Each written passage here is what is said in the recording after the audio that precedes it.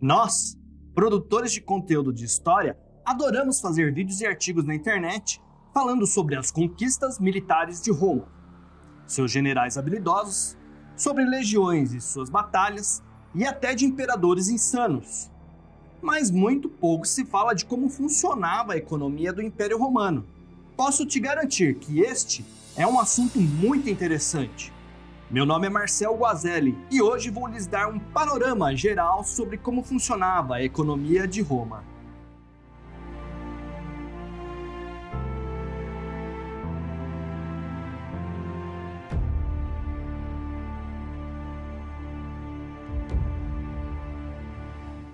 A economia romana era basicamente agrária. Antes da era da agricultura industrial, para alimentar a todos, a maioria da população tinha de ser agrícola.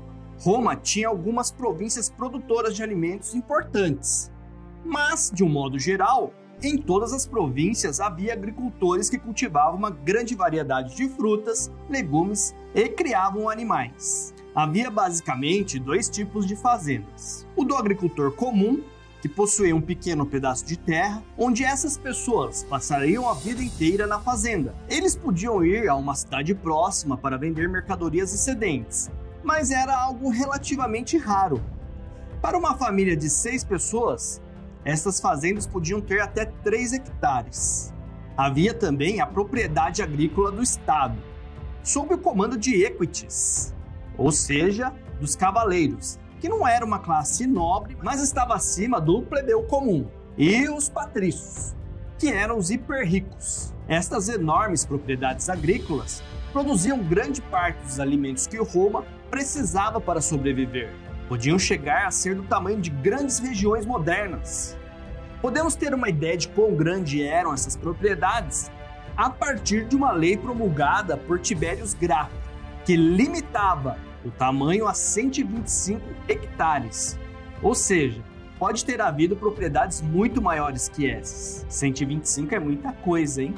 A mão de obra predominante dessas enormes fazendas eram de escravos. Escravos libertos e cidadãos também eram empregados e recebiam baixos salários. Suas responsabilidades eram de ajudar a administrar a propriedade e supervisionar os escravos. Cabe aproveitar o momento para dizer que este estilo de vida do campo era muito apreciado pela elite romana. Vários autores, como Cícero, engrandeceram este modo de vida e como ela era uma forma de desenvolver suas habilidades em, nas palavras de Cícero, parsimonia, diligentia e justitia, ou seja, economia, empreendedorismo e justiça.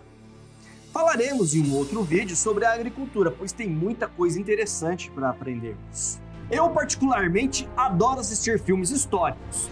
Se você também gosta, não perca a oportunidade de experimentar um dos melhores streamings do mercado, o Prime Video da Amazon. Clicando no link na descrição, você poderá experimentar o melhor dos filmes e séries durante um mês, sem compromisso. É isso mesmo, um mês totalmente de graça, podendo cancelar sem pagar nada nesse período. Não perca essa oportunidade.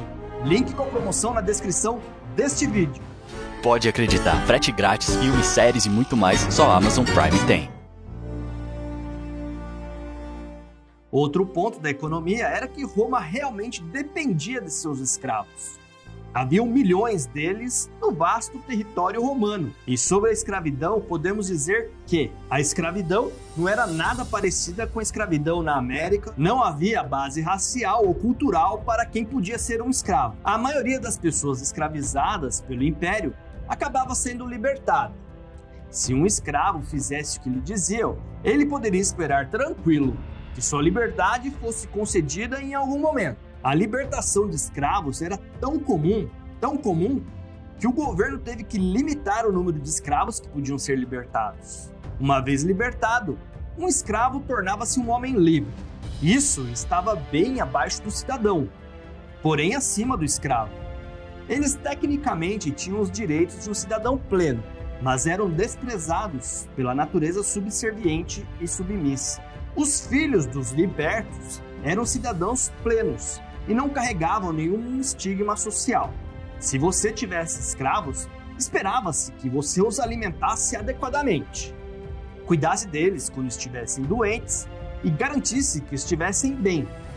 Aqueles que abusavam de seus escravos ou os negligenciavam foram odiados como nós odiamos hoje quem judia de um animal. Os romanos afirmavam que os escravos eram pessoas e, ao mesmo tempo, propriedades. É complicado pensar assim, mas os escravos não eram considerados pessoas inferiores. Por exemplo, o assassinato de um escravo era um homicídio, e a punição era a mesma se você matasse um patrício ou um cidadão. Porém, eles tinham alguns direitos limitados. Os libertos acabaram se tornando uma classe poderosa em Roma por um tempo. Os aristocratas e cidadãos romanos recusaram-se a trabalhar para o imperador fazendo os trabalhos mundanos da administração, mas os libertos não recusaram. Logo, eles estavam fortemente envolvidos com todos os aspectos do governo imperial. E com isso veio muito poder e controle. Mesmo uma família romana pobre teria pelo menos um escravo. Havia até um ditado que dizia que se seu advogado chegasse ao tribunal com menos de 8 escravos, você com certeza perderia o litígio. Ao invés de gabar-se com itens caros e de luxo, os romanos ricos se exibiam com escravos. Eles andavam pelas ruas com exércitos de escravos atrás deles, para causar inveja de seus amigos ricos. Você poderia estimar a riqueza de uma pessoa pelo quão insignificante seus escravos eram. Calma aí, era quão insignificante a tarefa que seu escravo realizava. Havia romanos que tinham um escravo para cada roupa e o único trabalho desses escravos, por exemplo, era vestir seu dono com aquela roupa. Tinha escravo que servia apenas para abrir e fechar portas, e escravo que apenas repunha água na jarra do seu mestre.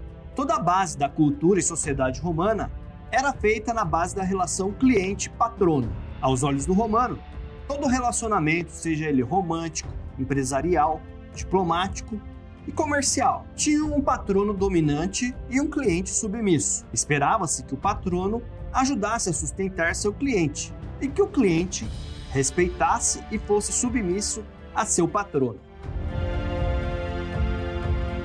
Devido Pompeia ter sido literalmente congelada no tempo, ela é uma ótima fonte para vermos como os romanos viviam em seu dia a dia e como funcionavam as cidades.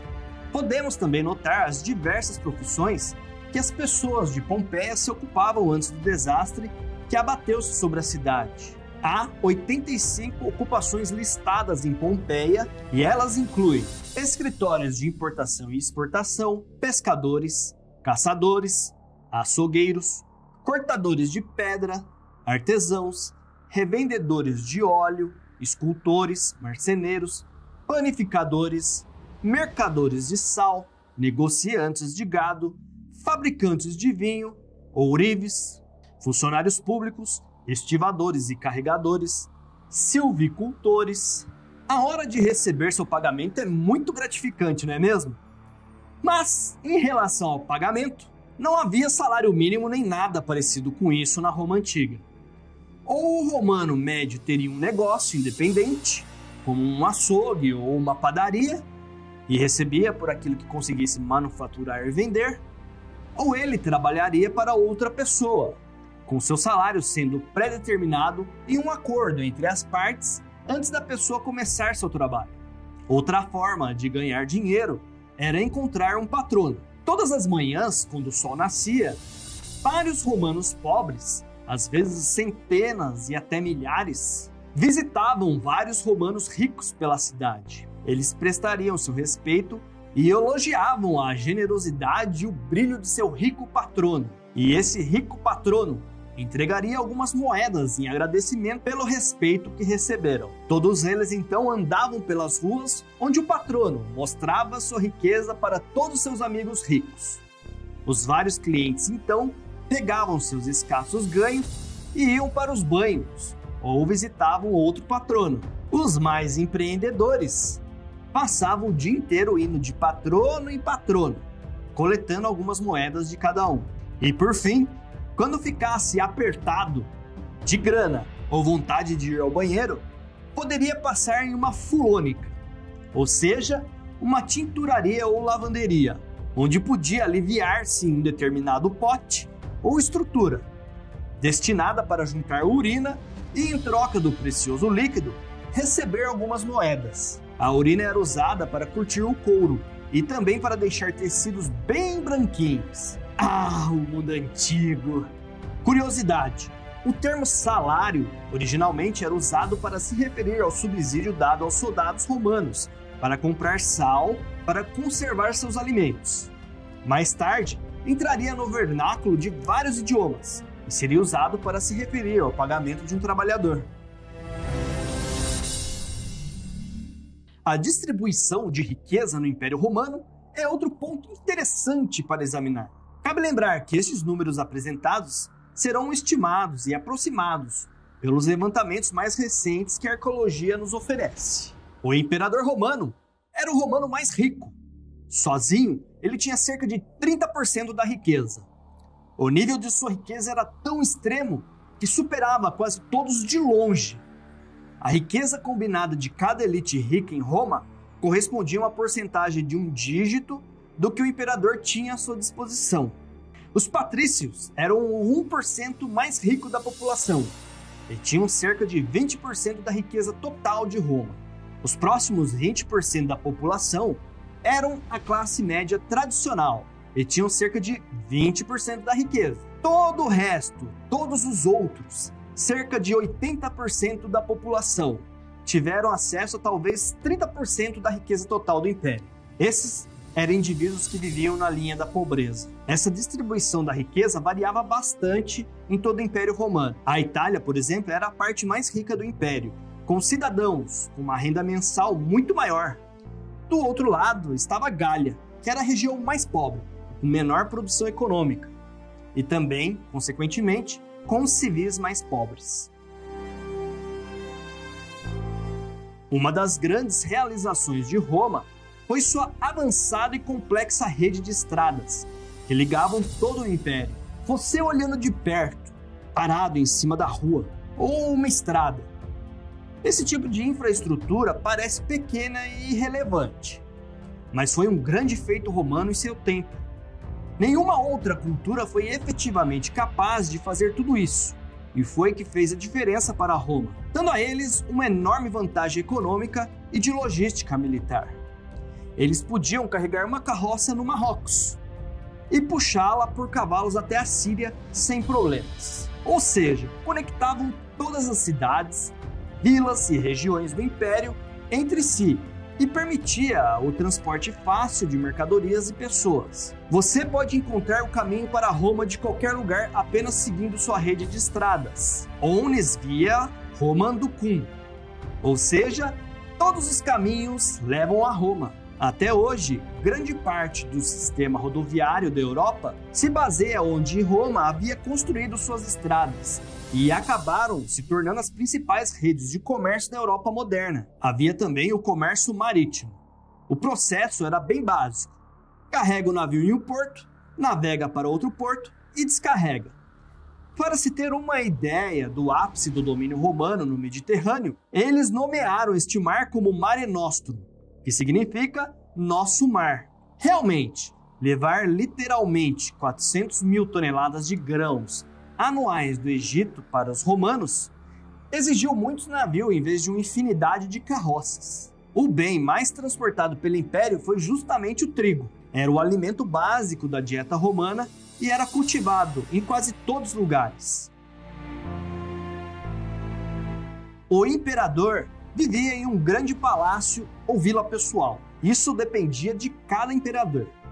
Eles raramente saíam e, se saíssem, tinham de ter uma boa razão para fazê-lo.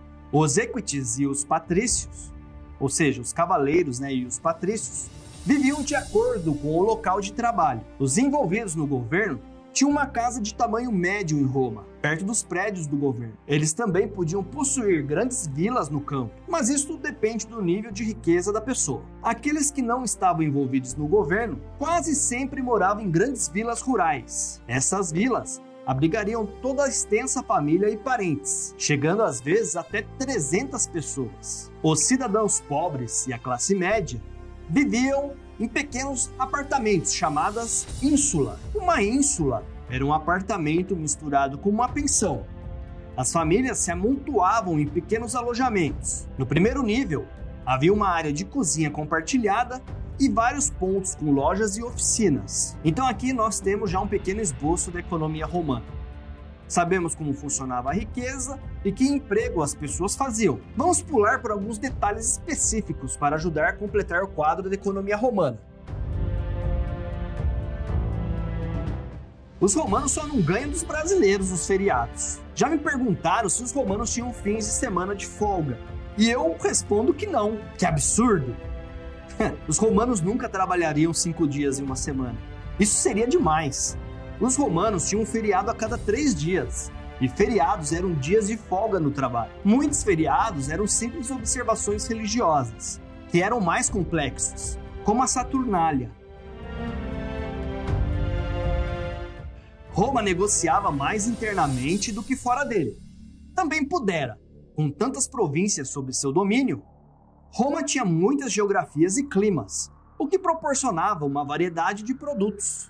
Internamente podemos citar os grãos do Egito, o ouro da Dácia, vinho da Grécia e estanho de todo quanto é lugar.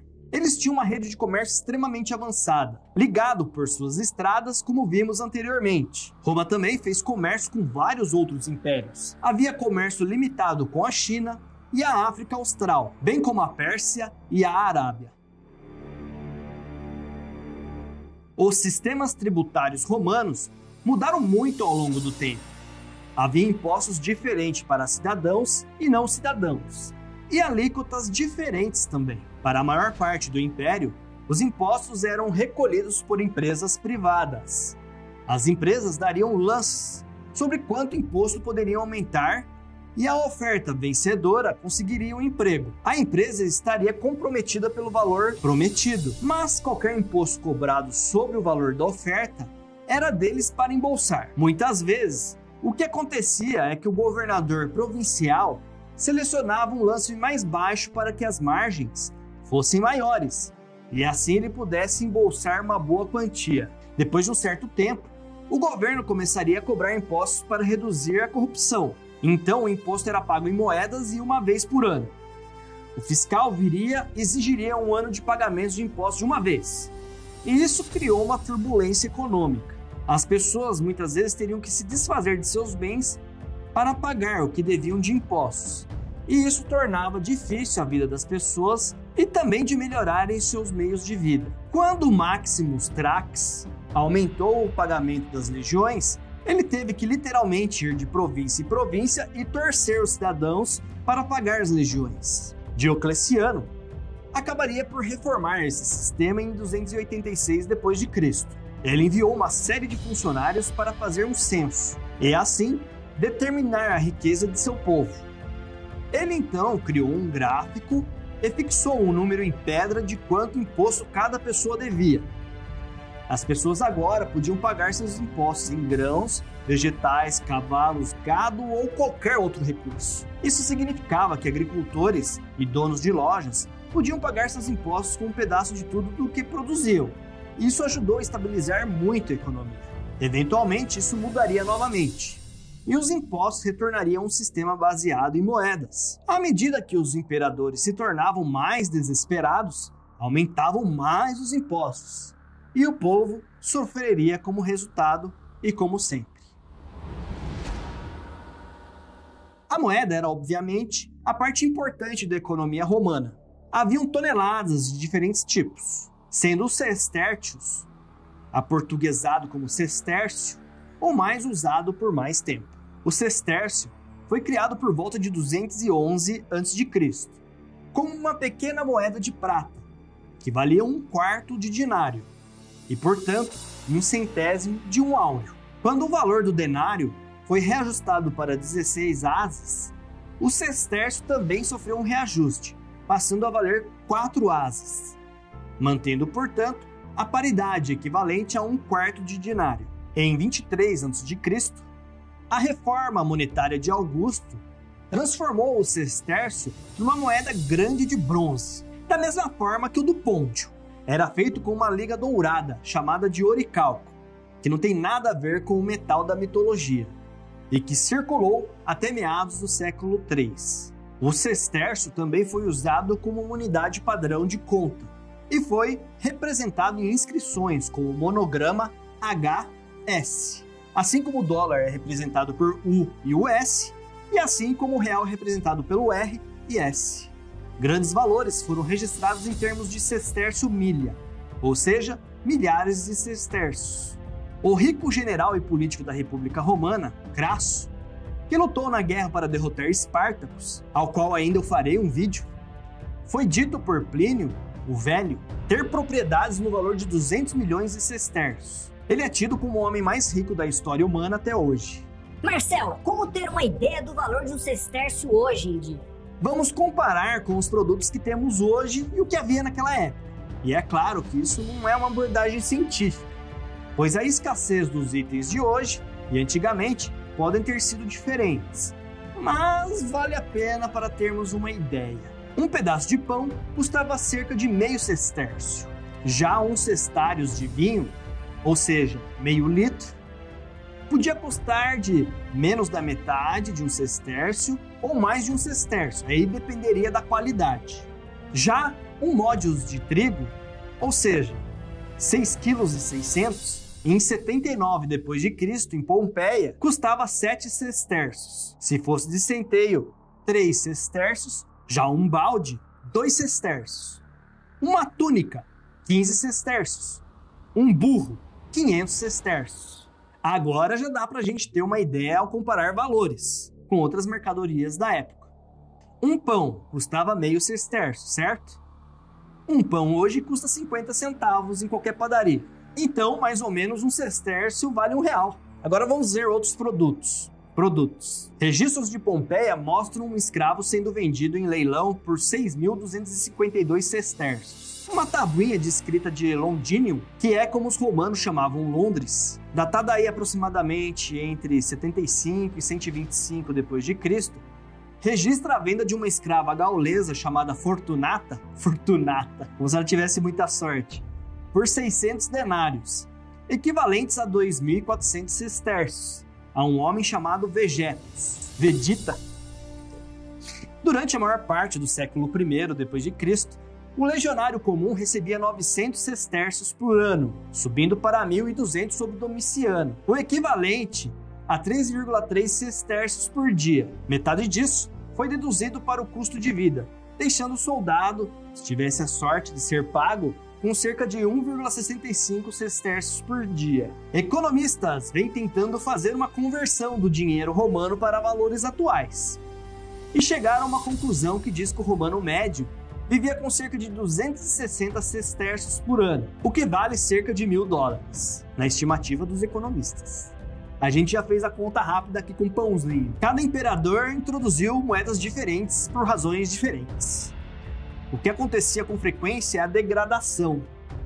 Como os imperadores precisavam de mais dinheiro para pagar legiões ou financiar obras pela cidade, eles diminuíam a porcentagem de metal precioso nas moedas, para aumentar o número de moedas em circulação.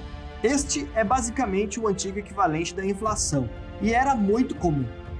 Você pode ver que até hoje as moedinhas são representadas com dentes em volta dela. Essa era a degradação que eles faziam, eles cortavam as moedas em volta, e assim diminuía o valor da moeda, pegavam aquelas quantidades ali retiradas da moeda e faziam uma nova moeda. Uma vez que a moeda foi desvalorizada demais, ou arrancado muitos pedaços, como a gente pode ver em diversos exemplos, ela praticamente não tinha mais valor. Assim, o próximo imperador descartaria essa moeda antiga e criaria uma nova, com uma alta porcentagem de metal precioso. Essa nova moeda circularia por um tempo, até ser degradada novamente, e os romanos começariam tudo novamente. Certas moedas saíam melhor do que as outras, enquanto algumas duravam apenas alguns anos. Eu espero que este pequeno resumo possa ter esclarecido como boa parte da economia romana funcionava. Faremos outros vídeos explicando melhor cada um dos pontos especificados. Eu vou ficando por aqui.